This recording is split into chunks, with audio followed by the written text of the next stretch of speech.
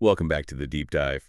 We're really glad you're here with us today because our mission for this one is to explore what might honestly be, well, it could be one of the most profound, life-altering protocols for your physical, psychological, and spiritual well-being that we've ever come across. Yeah, that is definitely not an overstatement. Right. So we are looking at this massive stack of notes and video transcripts from a really fascinating figure known as the blind Muslim yogi.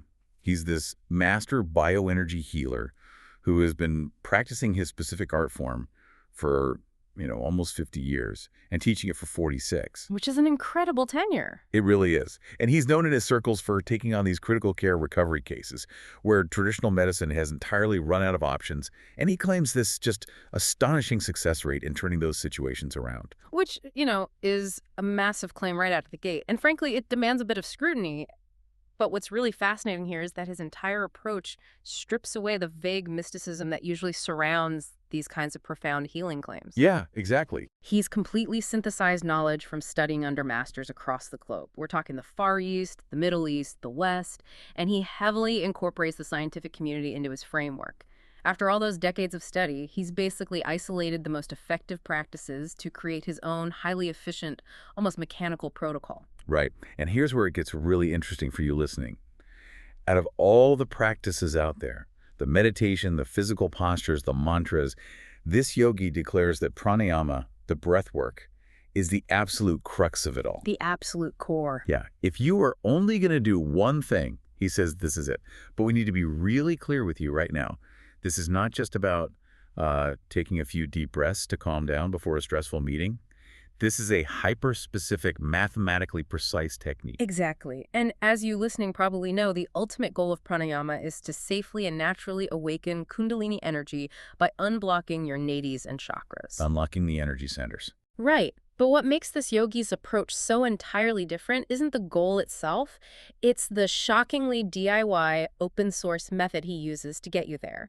Because usually, to undergo a Kundalini awakening, you are told you need to find a guru. You have to undergo formal initiation or diksha. You essentially pledge your devotion to a teacher. Yes, binding yourself to their spiritual lineage and all their strict esoteric rules. The classic, move to an ashram and sweep the floors for 10 lifetimes model. Precisely. But this yogi says absolutely not. You do not need him to be your guru. You do not need to be obligated to anyone at all. By following this precise mechanical protocol, you are completely in control of your own spiritual and physical journey. He treats it almost like a biological hack. I really appreciate that independence. It makes it so accessible. But as I was reading through the notes, I realized you can't just do these breathing exercises in a vacuum.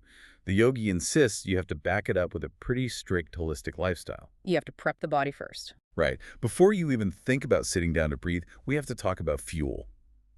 He strongly advocates for a whole foods, plant-based diet to basically fast-forward your progress. Though he notes you don't have to be 100% strictly vegan forever. Right, but maximizing your plant intake is going to make the breath work substantially easier. It's all about creating the right internal chemistry. He actually suggests committing to this primarily plant-based diet for just 2 weeks, just to feel the difference in your prana, your subtle life force energy. Just 2 weeks to see the shift. Exactly. The focus is on fresh, wholesome fruits, vegetables, nuts, legumes, and lentils, while entirely avoiding heavily processed or canned foods.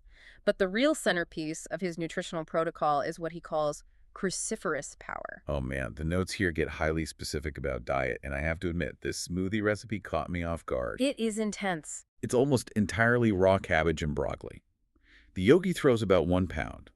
That's 450 grams of raw cruciferous vegetables into a blender, which, if you've ever tried to eat a piece of raw cauliflower, you know how incredibly dense and bitter that is. Very bitter. So to combat it, he adds 1 whole orange and 1 whole lemon. And get this, the lemon goes in with the peel. He promises it increases your life force, but I imagine that first sip really tests your will to live. Exactly. I mean, I love a green juice, but a whole raw lemon peel blended with a pound of cabbage sounds a bit rough. It is rough, but the nutrient density is staggering. And there's a very specific biochemical reason he does this. But the real magic happens with his secret ingredient. The flax seeds. Right, 4 tablespoons of flax seeds. And here's the golden rule for you to remember. Once you blend those flax seeds into the smoothie, the mixture must be kept cold. So you can't heat it up and pretend it's a hearty winter soup. Absolutely not. Introducing heat to blended flax seeds destroys the delicate compounds within them. When kept cold, those flax seeds provide incredible natural omega-3 fatty acids and significantly boost nitric oxide levels in the body. And nitric oxide is crucial for blood flow. Exactly. According to the yogi, this combination drastically reduces systemic inflammation markers. The theory here is that inflammation acts like physical static in your nervous system. By clearing that static, you provide a massive, substantive increase to your subtle energy. It's like pouring high-octane fuel into your engine. But just as important as what you put in is what you intentionally leave out. The yogi is very explicit about avoiding stimulants. And he's not just talking about coffee or energy drinks here. No, he specifically warns against adding chili, onion, and garlic to your food. Which is tough because that is the foundational flavor base for almost every cuisine on Earth. I know. I was reading that thinking, well, there goes my entire pantry. But why those specific ingredients? They are natural, they are plants. Why are they banned? This raises an important point about the sensitivity of an awakening nervous system. The yogi explains that as your kundalini energy begins to unblock and flow, these specific ingredients, the chili, onion, and garlic, start to have a tangible negative effect. Because they're stimulating. Highly stimulating, both chemically and energetically. They interact poorly with the newly unblocked channels. You are essentially over-revving an engine that is trained to run smoothly and steadily. Okay, that makes sense. You want calm, clean fuel, not fiery stimulants. And as for meat, he says if you really must have it, minimize red meat to less than 200 grams a week. Which is basically one small serving. Right. So the food prepares the internal chemistry, but the yogi argues that chemistry needs a physical container to actually hold the energy. And that brings us to how you sit. Because before you breathe, you have to conquer the posture. Yes. The physical requirement here is sitting cross-legged. And what's incredibly humanizing about this expert who's been practicing for 5 decades is his admission that it took him 2 full years to learn how to sit cross-legged properly. I found that detail so validating. He spent years just meditating on a comfortable couch because he thought sitting cross-legged was just some outdated olden days tradition. A lot of people think that. But he eventually realized why it matters so much. If we connect this to the bigger picture, the why is deeply tied to the physics of your spine and your nervous system. As this intense kundalini energy awakens, it flows up the spine. It needs a clear, perfectly aligned pathway. So a couch doesn't work. No, if you are slouching on a couch, the energy can literally get dampened or stuck at the physical bends in your spine. Sitting cross-legged naturally stacks your vertebrae to stabilize this intense energy surge. And the absolute ideal posture to aim for is called Siddhasana. Okay, the manual gets really deep into the anatomy of Siddhasana, but let's break it down simply for the listener. Imagine sitting cross-legged, but instead of your feet just resting loosely out in front of you, you are locking your heels perfectly in line with the absolute center of your body. Right on the midline. Right. You pull your right heel all the way into the perineum, base of your spine, and you bring the left heel up just below the navel, tucking your toes slightly between the right calf and thigh to lock it in place. You are essentially creating a tight, incredibly stable tripod with your body. A tripod is the perfect analogy. It creates an unshakable geometric base. But the yogi knows you might not be able to contort into that tight tripod on day one. So he offers some great practical hacks for beginners. The cushion trick. Yes. First, use a cushion. But don't just plop down in the middle of it. Sit right on the front edge of the cushion. This naturally props your hips forward, which forces your spine upright and keeps your back completely free. Free from the wall. Exactly. You never want to lean back against a wall or a chair because that physical pressure literally restricts the flow of energy up the back of your spine. The energy will get stuck. And if your hips are just entirely locked up from sitting at a desk all day, he has a great casual stretching tip. Just sit on the floor, bring the soles of your feet together, and let your knees drop open to the sides. Like a butterfly stretch. Yeah, exactly. And just hang out there. Do it while you're watching TV or listening to a deep dive. Yeah. Casually stretch those inner thighs whenever you can. And over time, that tripod posture will become natural. So you have the nutritional chemistry sorted. You have the stable physical container built. Now we finally arrive at the core technique, the absolute engine of this entire protocol. This is the big one. The yogi calls it annulum villam, which translates to alternate nostril breathing, but it is executed with a very specific prolonged breath retention. Let's walk you through the mechanics because they are very precise. First, your hand placement. You use your right hand. You use your thumb to close your right nostril and your ring finger to close your left nostril. And the other fingers? Your index and middle fingers just rest gently on your forehead, Mm. and you leave your pinky finger entirely free. And the cycle of a single round goes exactly like this. You close your right nostril with your thumb and breathe in fully through the left. Then you clamp both nostrils shut and hold your breath. Both closed. Yes, both closed. Then you release the thumb and breathe out completely through the right nostril. Keeping the hand where it is, you immediately breathe in through that same right nostril. Clamp both shut to hold again, and finally release the ring finger to breathe out through the left nostril. That entire sequence equals one single round. Right. In left, hold, out right. In right, hold, out left. And your lungs to be expanded to the absolute maximum on every single inhale. But it's not just about alternating nostrils. It is entirely about the math. There is a golden ratio you must follow. And that ratio is 1 to 4 to 2. 1 to 4 to 2. This is where the profound physiological changes actually begin. The 1 to 4 to 2 ratio means that for every 1 unit of time you spend inhaling, you hold the breath for 4 units of time and you exhale for 2 units of time. And you aren't using a stopwatch for this, right? No, you just count naturally in your head at roughly the pace of seconds. So let's look at level 1 execution for a total beginner. You inhale for a natural count of 4. You hold both nostrils closed for a massive count of 16, and then you exhale for a count of 8. That's 4, 16, 8. Inhale 4, hold 16, exhale 8. Exactly. And the ultimate goal is to be able to reach 21 of those rounds consecutively. But why the long hold? Why not just breathe in and breathe out? That is the crucial mechanism of the whole practice. When you hold your breath for that extended period 4 times longer than your inhale, you are forcing your nervous system to adapt to carbon dioxide buildup. Which feels like panic. Right. Most of our physiological panic comes from CO2 intolerance, not an actual lack of oxygen. By training your body to sit calmly with that buildup, you are massively stimulating the vagus nerve and inducing a state of deep physiological calm. It forces the body to adapt. Exactly. In the yogis framework, this biological adaptation perfectly mirrors the energetic unblocking of your chakras. The hold is what actually does the work. Wow. So the breath retention is essentially a workout for your nervous system's threat response. That is fascinating. But doing 21 consecutive rounds of that right away sounds exhausting. It is, which is why the yogi explicitly advises starting with just 3 rounds a day. Just 3. Because your body isn't used to the CO2 buildup, and he doesn't want you passing out. Yeah, he literally says, don't suffocate. Which is fantastic advice for life in general. Holding your breath for a count of 16 multiple times in a row is genuinely challenging if you've never trained for it. You start with 3 rounds. You practice that every single day. You never skip a day.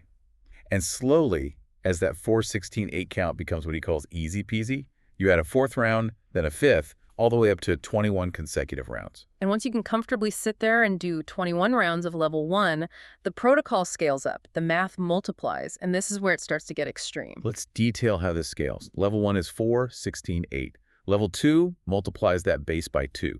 So you inhale for 8, hold for an astonishing 32, and exhale for 16. And it keeps going. Level 3 multiplies by 3, inhale 12, hold for 48, exhale 24. And level 4, which he considers the master level, multiplies the base by 4, inhale 16, hold for 64, exhale for 32. A 64-second breath retention. Okay, I have to jump in here for everyone listening. Wait a second.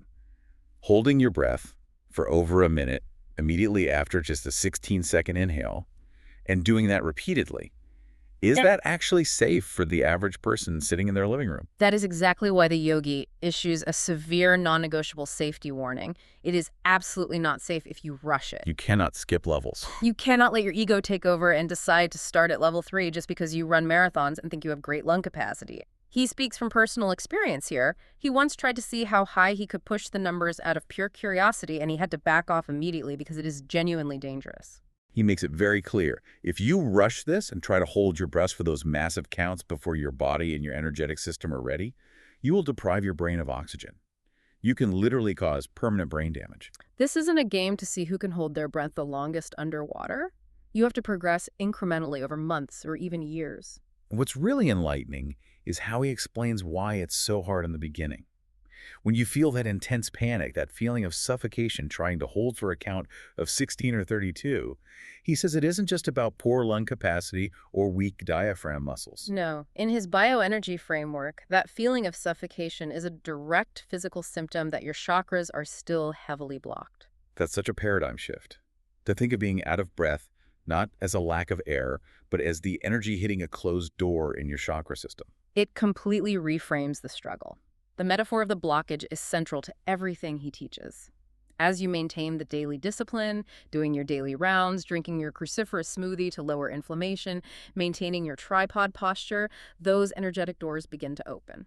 And as they open, it gets easier. Exactly. As the chakras unblock, the higher counts naturally and automatically become easy. You aren't forcing the breath.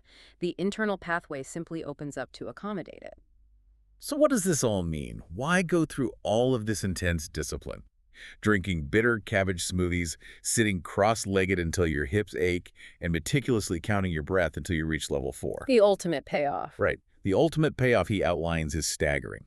The physical upgrades alone sound like a biohacker's absolute dream. The yogi claims that those who safely reach and maintain level 4 will experience a massive improvement in their VO2 max. Which is basically your body's ultimate measure of oxygen efficiency during exertion. Exactly. He states you will essentially double your physical strength and endurance in the gym. But even more profoundly, he claims that at this level, your immune system becomes so robust that you gain immunity to 90% of physical illnesses. 90%. That means only 10% of physical ailments can even touch you. And if that physical armor wasn't enough, he focuses on the mental benefits. He claims the psychological armor becomes absolute. Yes, he is unequivocal about this. He states that you will achieve 100% immunity to psychological ailments. Which is a huge claim. It is. Now, to be clear, he clarifies this doesn't mean you become a robot who won't feel normal human emotions. You will still feel sadness. You will still encounter incredibly stressful situations. But they will never spiral into chronic states. You won't get stuck in them. Right. You will not suffer from chronic anxiety, chronic stress, or psychosis. But how does counting your breath actually prevent something like chronic anxiety? Those seem like two completely different systems to most people. To put this in perspective, think of your nervous system and your energy channels like a major city's power grid. Okay, a power grid. When the grid is weak or blocked, a sudden surge of power, like a stressful life event or a physical virus, blows the transformers and causes a citywide blackout. That blackout is chronic illness or chronic anxiety. He's claiming that level 4 breathing completely overhauls and upgrades the grid. So the capacity increases. Exactly. The channels are so wide and clear that a massive power surge just flows right through and dissipates without causing any damage. The stress just bounces off the system. That power grid analogy makes so much sense. And he specifically mentions age-related cognitive decline as well, doesn't he? He does. He promises that this upgraded grid completely protects you from dementia and Alzheimer's. In fact, he says your memory won't just be protected, it will actually become sharper and sharper as you age. Your ability to study, to focus, to recall information, all of it gets dialed up. And then there is the overarching life alignment. According to the yogi, when your prana is maximized and your chakras are entirely unblocked, your energy becomes so balanced that it fundamentally alters how you interact with the world. He promises that you will naturally begin to attract the right people into your life. If you are looking for a soulmate, you will find them. Because your outward behavior naturally changes when your internal system is clear. You discover your life's actual purpose, you gain immense self-discipline, and you achieve massive financial and career success simply because you are finally operating without any internal friction. Everything just flows. It's a very compelling proposition. It frames all of our typical human struggles, the health issues, mental clarity, career roadblocks, relationship drama, as downstream symptoms of blocked internal energy. If you fix the energy at the source through the mechanical breath, the rest of your life naturally aligns. So bringing it all together for you listening right now, what we've explored today is a highly specific 1:4:2 alternate nostril breathing ratio. It requires the raw, unheated, low-inflammation fuel of cruciferous vegetables and flax seeds. It requires the physical stabilization of a tripod posture like Siddhasana. And it requires extreme patience. Yes, extreme patience to slowly scale up the counting levels without rushing or letting your ego take over. But if you can commit to that discipline, you have a zero-cost, completely guru-free roadmap to unlocking your highest physical and spiritual potential. You hold the keys. Which leaves us with a truly fascinating concept to consider as we wrap up.